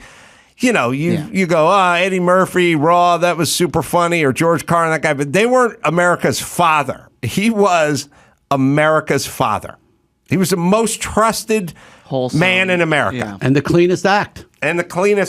How ironic. He also would berate, what's her name? Lenny Kravitz's wife. Why can't I remember her? She's so beautiful. She was one of the actors on Cosby Show. Yes. Bonet. Lisa Bonet. He would. I remember reading about how he would treat her and how she was living her life outside of the show. Like, she had to live a certain way because she represented the Cosby Show, so she needed to be a certain way. Yeah. Pull your pants up. Get rid of those dreadlocks. Get rid of that nose earring. Just crazy. But I think that has to do a lot with narcissism. Maybe you're testing the waters. You're putting it all out there. You're portraying yourself a certain way, but you're also. Because he had the jokes that were about Spanish Fly and everything. Like, Yeah. I feel like he was putting it right in our face. Yeah, we should have connected his Spanish Fly dots, but he did what all evil people do, which is they dance at the beginning of their show. And then later on, you find out they're evil. So that was Ellen and that was Cosby, because he did the dance. You do not trust dancers. Nobody actually enjoys dancing? At Jimmy Kimmel's parties. Nobody. Dancing is you making people in the room think you're a certain way. Like when you see a person dance, you go, that's kind of like cologne. I don't need it for myself. I need it it's for others. You know what I mean? It's a lot like the coexist bumper sticker on the douchebag with the Prius at the Whole Foods in Santa Monica. Is that really for them? Or do they think about this shit? Or they know what's going on in the Middle East? That's for you. Dancing is so people think you're a free spirit and you're happy and you're joyful and you're somehow a little better and freer than they are. And it's always trying to convey something. Seinfeld didn't dance at the beginning of his show. He didn't need to convey that he was really this person, but in his mind, in your mind, you know who you are. This is like John Wayne Gacy as a clown. Yeah. Who was the clown? John Wayne Gacy was a clown. Yeah, okay. This is people thinking this is who I am. In my head, overcompensate. I got a bunch of souls buried in the floorboards of my home. So if I see people dancing, I immediately have no trust in them. Now, if you want to do the break dancing on the cardboard box, I'll give you a pass as long as you have the bucket out there, for change. That's a living. That's a calling. But Cosby dancing, don't trust it. Ellen dancing, don't trust it. And I think I've been vindicated completely. I think so. I know Dan's fantasy camp. That's it. No, there'd be a bunch of sociopaths. Oh yeah, showing up. You would not want that. No. So you've had over the years. I have no idea who Ringo Starr is as a human being. I have no. I just don't know. I'd go. Sounds like he seems nice. That's all I got. I've never interviewed him. I don't like. I hear, he's a much better drummer than he's given credit for because he got painted into this. Oh, he's the Ringo Starr of this group or that group or whatever. I do not know who he is. Well, I had the honor to spend 15 years with him. I approached him in '89 to put an All Starr Band together around him, and he had just come out of rehab, but that's not why I approached him. I had this idea. I was packaging shows back then, and I did Dirty Dancing. Before that, I brought the Monkees back. I'd create packages, and I approached him and went over to England, and he said, I was thinking the same thing, So, and we put together an all-star band that first tour, and I had so much fun touring with him. And just because what I learned from him most is that he just wants to be in a band, and he loved to promote all the other artists. And it was that's what he wanted to do, is to play in a band. Very giving to those musicians. I can't tell you how many musicians' lives he's changed just because, he leads a clean life. And so our first tour, I think 5 of them went into rehab afterwards. And, wow. And then they all cleaned up after So wow. he leads a great life. And his marriage to Barbara, motivated me to get married again. I mean, I saw how much in love he was, and I figured you can have this kind of love. So, as a person, he's a great human being, great father. But it's hard, to be a Beatle. That's not an easy thing. Everybody wants a photo, everyone wants to get you and get close to you, and it was really trying to protect him as much as you could. But he loves to play with the band, and he's still going to go out now. I think he's doing the All Starr Band 32 years. So as a person, I give him a lot of credit. Does charity quietly, and then wow. Not anymore. Not anymore. You just ratted him out for his philanthropic endeavors. Thanks a lot, Pops. No, but the microaggression alert. The question you outed him on charity. The question about being the drummer. Everybody always says. With the I think the Beatles, I think he added so much more to the Beatles because, while if you have 4 people who are just playing hardest, I think he fit in. I mean, he fit so well in because it was all McCartney and Lennon, but he gave them the so many songs he gets credit for just giving the right drum fills and everything like that. So I don't know if John Bonham could have fit well into the Beatles. But right. Ringo felt, he fit in really great, and or Keith Moon, or Keith Moon, right? It's a good example. Yeah, Rock Camp: An Oral History, 25 Years of Rock and Roll Fantasy Camp's the name of the book. It is out as we speak. David, you want to hang out? We'll take a break. We'll do some news. And my movie's on Amazon Prime free. That's what I really want you to tell everyone. The movie is Rock Camp. All right, we'll take a quick break. Be right back after this. In the spirit of Murrow, Jennings, Cronkite, here's another great moment in local news. Hand sanitizer never used, and you paid for it. Tuesday at 7 a.m. That's a great moment in local news. Now, back to the Adam Carolla Show. We're going to have to figure out some way to repurpose hand sanitizer, like to power machinery or factories or something, because there's an industrial squirt bottle of fucking hand sanitizer everywhere now, and people are sort of over it, but it's really just, it's gelatinized alcohol. Like maybe we should be making weapons out of it or Molotov cocktails or give it to the military. We should be able to power factories and cars off it. It's just... There's been 10 million packets of hand sanitizer, the mini one, the keychain size one, the mega one, the medium one. They're everywhere. And I think people are sort of over it now. But now we have 200 million metric tons of hand sanitizer, which, by the way, doesn't do anything because you couldn't spread COVID by touch. Because we're all fucking superstitious, gypsy, native, crazy people. We're like, it's not spread by touch. Yeah, I know, but wipe that down anyway. Like, okay, crazy gypsy person. Fine. I don't use this shit. I never used it. It makes you weak. It fucks you up. It fucks up your system. It fucks up your immune system. The data is already coming in. It will continue to come in. You'll have many more hay fever and allergies and allergic and bad stomach. It's bad for you. But fine. Everyone's been calling me an asshole for 20 years for saying I don't use it. But we're going to need to do something with it. We need to harness it. We used to go on planes and they would give you the hand sanitizer. Would you just take it and not use it, or did you let them know? No, I don't want it. I realized quickly, because I was not a mask wearer. I was not a proper mask wearer. Like the mask to me, I'm a deep mouth breather. Could never figure it out. Would fog up my glasses. It was sort of like when you put a party hat on your dog and the dog like kind of walks sideways, like it doesn't necessarily claw it off. It just walks weird and it's like it kind of does something weird. That's what the mask was for me. Like it bothered the fuck out of me. It bothered the fuck out of me that it was just theater for fucking retarded, scared pussies, and that I got sucked in and indoctrinated into a system that did nothing. So I would have a lot of difficulty with the mask. It was always down. It was never, there were issues. But I realized that if I dismissed and waved off in my super condescending way the stupid hand sanitizer, which did nothing as well, that they would hand you every 10 feet of the airport, like I'd go like, yeah, okay, save it for the kids or the special needs adults in the back who fucking don't know anything. That then got me on the list of people who needed to be watched. It'd flag you. It'd flag me in their head like, oh, we got troublemaker here. I'm going to watch him with the mask. So I would, at a certain point, want to get off that list. I'd be like, oh, thank you. Maybe I could have another one. And I would throw them on the floor. I would never use them, but I didn't want to get on their list of troublemakers.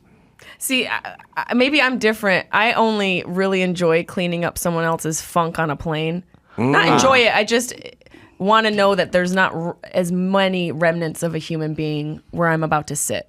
It's an instinct. I get it. And a lot of stuff's on those planes. They tell you that.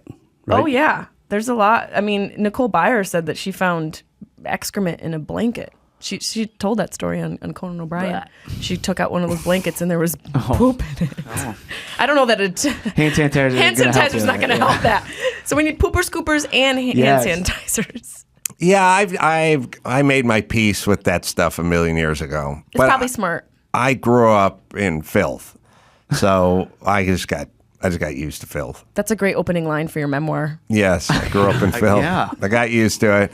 I never got weird about. I peed in the sink oftentimes. I never wiped anything down. I just was never. I worked construction. Construction's a messy, dirty, shitty job. You shit in a porta potty all day. There's just gunk on you all the time. I just got over it early.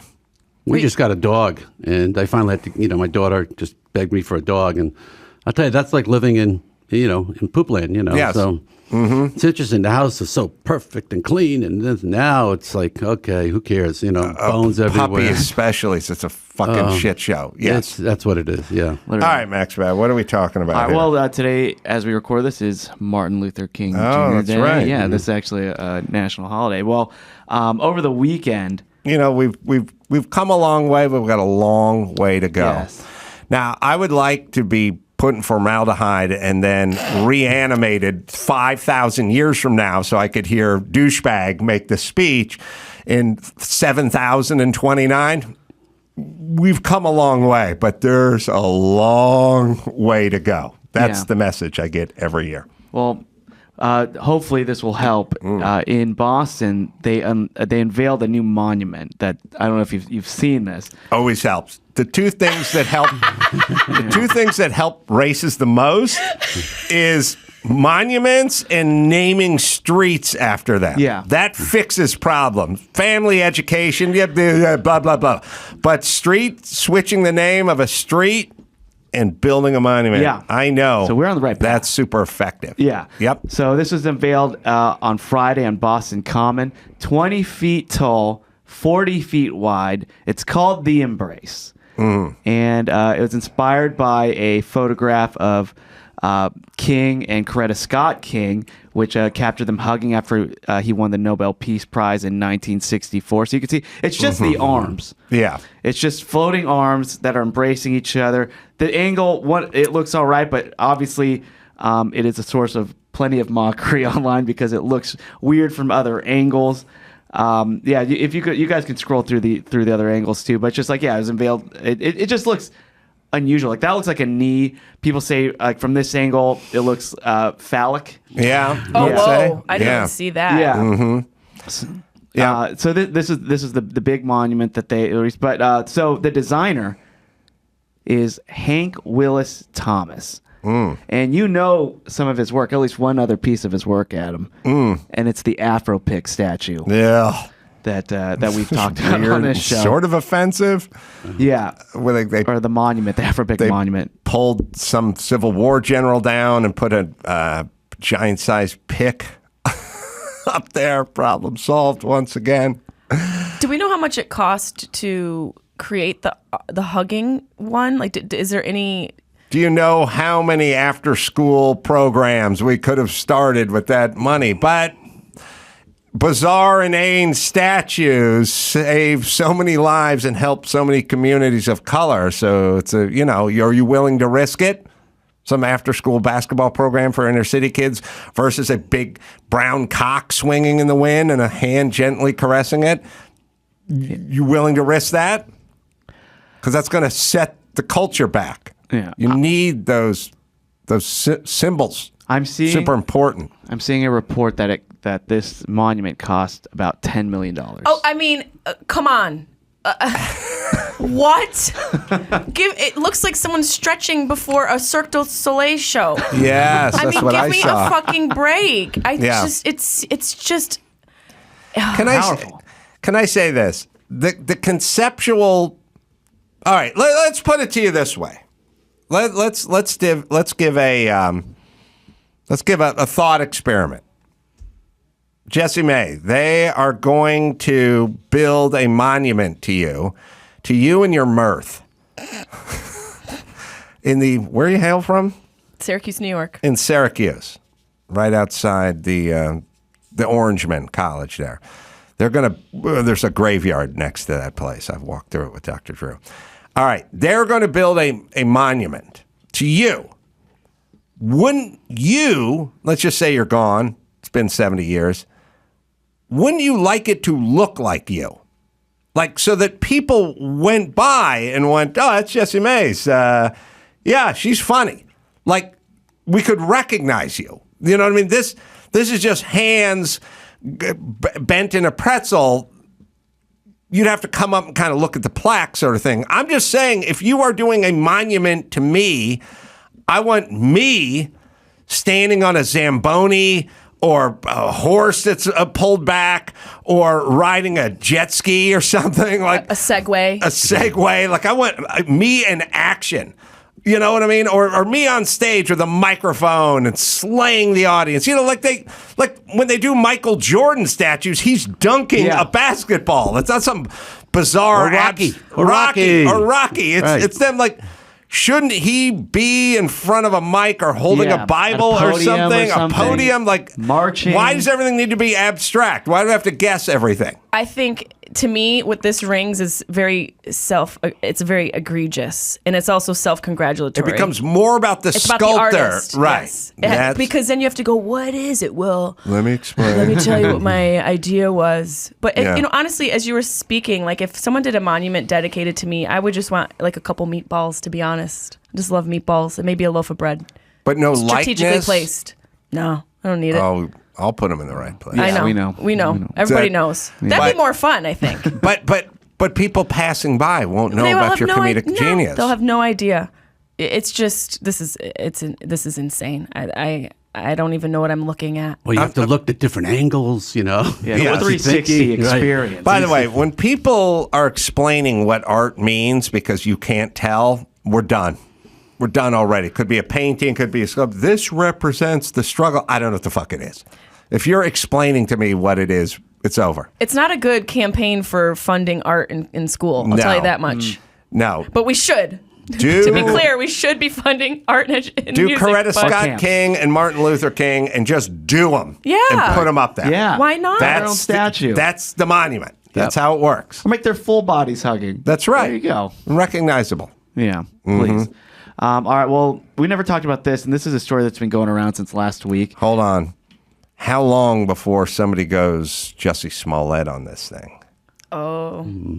Somebody's going to, like, spray paint a noose or a swastika or something. It'll probably be bullshit, but everyone will go nuts, right? It's all takes. It'll probably be the artist. Somebody, yes, somebody's going to do something, and then we're going to go batshit crazy. We'll be rioting. Yes. Yeah. Yes. And then it'll turn out that it wasn't Ted Nugent. Sorry. Right. And it'll make people want to go see it. That's right. Oh, yeah. It's a part of history after that. So in Tennessee, a small Tennessee police station, it's made national news because it's been rocked by allegations of wild sexual misconduct. There's an officer, a female officer there, who has since been fired, but she has had steamy romps with 6 male officers, including illicit on-duty acts. And according to reports, Officer Megan Hall and her law officers engage in wild sexcapades, dirty pictures. There's a Girls Gone Wild hot tub party, oral sex with 2 officers at the station while on duty. And all these officers are like, yeah, it happened. She's married. She said she's in an open marriage. But it is now. Yeah, by default. You got to say that, right? Yeah. By default. This doesn't happen at Rock and Roll Fantasy Camp even. You know, it happens at the police precinct. Right, yeah, this is the most rock and roll thing This here. is the new campaign, Defuck the Police. Yeah, so yeah, so these cops are like, yeah, we had sex with her on numerous occasions. They accused her of she'd brag about it along at work, and so her husband. So this has been all over the news. She's become a meme, right? Like she's getting railroaded by all of her coworkers. Her husband, there he is. He's like, I didn't know we had an open marriage. Oh yeah, see, went out, and 2, but I'm going to stay with her. Oh, we're going to see this thing through. Well, now I figured out what we can do with that Purell. We should just dip her in it. My whole thing is if you can hold your breath for 10 minutes under in this 55-gallon drum of Purell, then if you emerge, we shall continue this relationship. If you cannot hold your breath in this vat of Purell, and I'm going to heat it up too. You need the heat. I need boiling Purell because I got to wipe this out of you. It should be a float tank filled with Purell so she could think about why Go in she there, wanted to do this to herself. Microdose and get in this this deprivation tank of Purell and just float. It's probably, you'd be more buoyant than salt water. Oh, for sure. And just float in there and de-germ yourself. And I'll put a little Enya on you. And you just think about what you've done to this relationship. And what you've done to the police department. That's right. Let's start there. Yeah. Yeah, so four cops were fired, 2 were suspended. The guy, so the fired, so like the blowjob guys got to keep their job. I think the they got sex fired. guys got fired. Or yeah, I don't know the stipulation of why some were suspended and why were fired, but maybe it depends what base you Were they hit. suspended from work or from the sex swing in the back office? It could be both. Yeah, I'm sure. The husband looks one like and same. the author of the USA article about Yeah. whether Sure we're allowed does. to Throw say some- mahalo. Throw some Harry Potter glasses on him. That's right. Oh boy. Well, who really suffers now? The parents of those 2 people. That's right. Yeah. I mean, Yeah, the problem is the problem with cops when they go rogue, and I've said this with everybody, we only have pictures of them when they get the citation from the mayor. They're smiling and they're holding a plaque, but the guy's accused of going on a murderous rampage or killing teenage prostitutes or going balls deep in a coworker. But he's got Man of the Year on a plaque with the mayor with his arm around him and he's all smiles. We need a in case you fuck up picture. Like, I'm not saying you're going rogue, but there are a lot of bad cops and shit can happen. And if you shoot some black teen in the back and then plant a gun or something, I don't want the all smiles with the accommodation shot. I need I made a mistake. Yeah. You know what I mean? Like, let's just get the I made a mistake shot. First day, just get him same out of as the way. Plaque Day. Yeah, plaque day, just go, okay, give me the plaque. All right, now look like you've made a mistake. All right, here we go. Yeah, that's the look. I go, fuck. And then when the shit goes down, if the shit goes down, we will use the I made a mistake picture, not the holding the key to the city picture. That's a solid point. You need it. It's important. Yeah. I'm going to put it on file. Yeah, that should be the new protocol moving forward. Did anybody here watch the Critics' Choice Awards over the weekend? Trick question. No, you didn't. No. Nobody Didn't know watched it. It was on the CW. It was during, wild card playoff weekend and all that too. Yeah. So, but I don't think really that many people watch it. But it did have a lot of big celebrities there. Chelsea Handler hosted it, and it looked like a fun award show. Brendan Fraser he actually showed up to this one, and he's making his comeback tour. He won Best Actor, and here let's watch his speech because everybody's been tweeting this. It's a very motivational speech, and they're loving it. They love Brendan Fraser. He's back. I was in the wilderness, and I probably should have left a trail of breadcrumbs. But you found me, and like all the best directors, you merely just showed me where to go to get to where I needed to be. Well, he could write for Kamala Harris. If you, He's being played off. like a guy like Charlie, who I played in this movie, in any way struggle with obesity, or you just feel like you're in a dark sea, I want you to know that if you too can have the strength to just get to your feet and go to the light, good things will happen.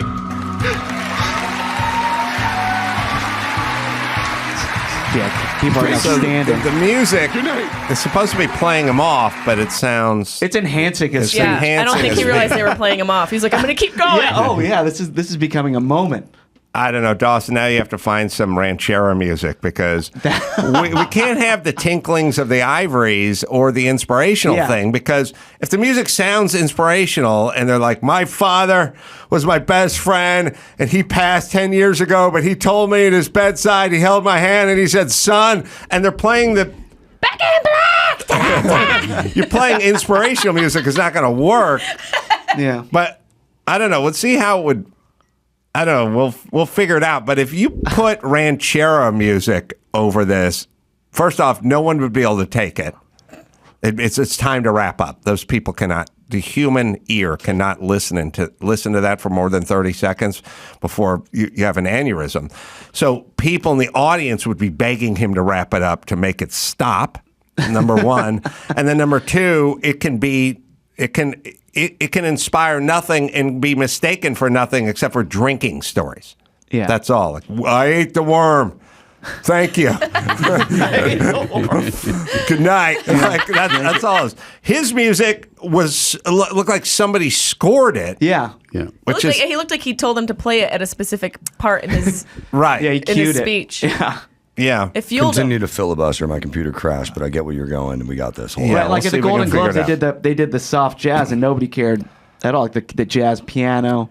It's what you would pump into a commercial if you were doing a commercial and of showing a man and a woman on the first date, and it was like, it's only lunch. You know what I mean? Like you wouldn't do it dry. You'd have the playing of the piano. And you don't do anything dry. Like you don't notice it, but TV commercials for prescription drugs and everything's got something going on. Every TV show, every movie. So when it shows up, your mind doesn't do anything with it other than go, oh, it's part of the I'm doing a scene great job. that I'm watching right here. Yeah, trying to drive your emotions. Yeah. But also, getting back to an earlier theme, when did everyone get so fucked up? Like, when's everyone such a mess? The guy was Tarzan. Like, to give it a break, you know? Like, I was in a dark space and somebody believed in me. Like, I know you weren't. You're a good-looking dude. You've had a decent career. You're sure you got laid. You got enough money. You got enough money. I just gave up. I haven't seen The Whale, but I wonder if all of this comeback and all the stuff that's happening off screen is helping him win these awards. Too. I'll tell you my wish, and I do it every time. I think it happened. Now, I'll try to figure it out because we've discussed this before. Queen Latifah got great notices for Cabaret or Paris Nights or whatever. Queen Latifah did a music. It got great notices for a musical. But in the can was the movie Taxi with Jimmy Fallon, which was a total unmitigated piece of comedy shit that made no sense at all. And then there was Monique, who got great notices for, babe, what the fuck with the Precious. She had Precious. But she also had like Soul Plane 3 or something like ready to come out before. I hope he has Guitarzan 2 like in the can, and the next movie that gets released after he gets the Oscars, the shitty B movie, bad farcical junk that we'd known to love him for. That's what I'm hoping for. And then he goes back home and needs to leave breadcrumbs again. That's right. Actually, he will leave breadcrumbs this time. Pretty carby for a fat guy. Yeah, and I said breadcrumbs. But you said breadcrumbs. That's a different. Where's your mind at? That's a different. That's a different situation. food. Yeah. So sorry. While they're pulling that up, also Chelsea Handler, I have some of her monologue jokes. We watched some of Gerard's monologue from the Golden Globes, and he did a much different style, and we were like, oh, just go back to the roasty jokes. You're just making fun of everybody there. So here's some of Chelsea's jokes. We'll watch one of those. Or not, but I'll tell you. So she we're firing up the computer. Oh, it's okay. But her goal, and she told this to the Hollywood Reporters, it's not going to be taking the piss out of people and embarrassing them. That's what stand-up's for. That's what your personal Instagram is for, if you're into that. It's not about making anyone feel uncomfortable, especially for me, since everybody's expecting me to make people feel uncomfortable. So, yeah, she wasn't really necessarily like Ricky Gervais mean, but she was... But yeah, she definitely got in some shots. She talked about like the Don't Worry Darling press tour and things, and made a crack at James Corden and things like that. So She said it wasn't meant to make people uncomfortable. No, I call bullshit. I call bullshit. What else? That's exactly what comedy is, or I think at least it should be. And I'm not acting like I know anything. I feel like I'm young in my own career and haven't accomplished nearly as much as you have. But I feel like it should be uncomfortable. She pointed at me. I did. Just so people know, listening at home. Should be uncomfortable. Yeah. We'll get those clips in a little bit too. They're transferring over. I agree. All right. Well, we'll see if we can find Ranchero. But you're right. Ranchero music.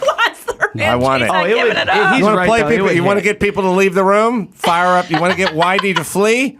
You want Whitey to wrap it up? Ranchero music. Legend has it he's still giving the speech. That's still right. Because it was so perfect. Oh, we'll see if we can do it. The inspirational music just added to the milieu of the whole thing. All right, let's see. I was in the wilderness, and I probably should have left a trail of breadcrumbs. Yeah. But you found me, and like all the best directors, He merely just showed you where to go. Get the fuck off stage! Whatever that piece of shit the cow was. Go back in the woods. Hey, can someone give me a Tecate? Eat a sandwich. If you, like a guy like Charlie, who I played in this movie, in any way struggle with obesity. Yeah, I don't like this anymore. I don't like this You just speech feel like anymore. you're in a dark sea. Yeah, all right. Yeah. All you need was a little more head I don't on wanna it, see but that that movie. was funny. I want to see that movie. You're right. Get this guy off the stage. He's ruining my evening. Bring us Tarzan. Mm-hmm. Tarzan or nothing. The default should just be ranchero music. That's it. Or shut the mic, like they used Or to just shut it. in the old days. Yeah, they just shut it off.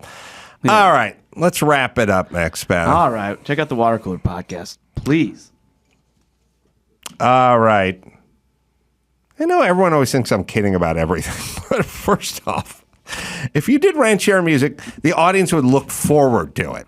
It'd be funny. It would be hilarious. It would be hilarious. It'd kind of become like Night at the Apollo with the Sandman. Yeah. It's like, Yes. A drinking game at home. Yeah, like the guy's fucking up the song and he comes out there with the broom, you know. You'd kind of hope Anticipate some it. blowhardy celebrity went long. You never know when right? it's going to come. Yeah. They mess The with Gong it a little Show. bit. That's right. The Gong Exactly. Show. Yeah. Yeah. Yeah, and then there'd be prop bets like Jodie Foster's 3-1 for ranchero music. You know, if she wins. Right? You'd have to pick blowhardy celebrities. Susan Sarandon may be an odds-on favorite. Like, she's even money for the ranchero music if she wins the thing. If she wins the statue for the Lesbian Nun movie, there's Vegas says it's a coin toss whether we get the ranchero music or not. This will certainly be a fun pitch for you to pitch Jimmy for the Oscars then. Oh, write that down. Yeah, that's good. From your mouth to God's ears. All right, you can go to AdamCarolla.com for all the live shows. We'll see you this weekend in Dallas with John Popper doing our own kind of rock and roll fantasy camp. Speaking of that, Rock Camp, an oral history, 25 years of rock and roll fantasy. David Fishof. And check out the movie Rock Camp as well. Netflix. Amazon. Oh, Amazon Prime. I am sorry. Jessimae Peluso. Sharp Tongue's the name of the pod. There's live dates coming up. Omaha Funny Bone, February 3rd and the 4th. Comedy Store in La Jolla, California, Valentine's Day. So get your honey bunny and head out there. And you can go to Jessimae.com for all the live shows and where she's going to be. And until next time, this is Adam Carolla for Jessimae Peluso, David Fishof, Max Spadda. Adam Carolla saying, mahalo.